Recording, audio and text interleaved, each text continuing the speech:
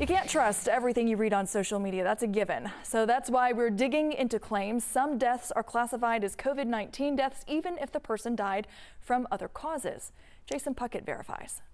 This claim has popped up in multiple forms. The most prominent so far come from social media posts from Candace Owens, which were shared tens of thousands of times. Owens claimed that if you die from heart disease right now and you test positive as a, quote, asymptomatic carrier of COVID-19, they legally add your death to the total of COVID-19 deaths. On Facebook, she added that, quote, they are trying desperately to get the numbers they need to justify this pandemic response. Before we break this down, it's worth noting that Owens made this claim without providing any sources or evidence to back it. So let's jump into this. Does the COVID-19 death toll include people who died from something else? Our sources are the CDC's National Center for Health Statistics and Dr. Sally Aiken, the president of the National Association of Medical Examiners. Dr. Aiken told us this claim is unrealistic for a few reasons. First, most asymptomatic people aren't being tested because, well, they don't show symptoms, and most areas are trying to save their tests right now. We couldn't find any instances of asymptomatic carriers testing positive for COVID-19 after death, like Owens claims. Second, if someone does have COVID-19, you can't just rule it out as a cause of death.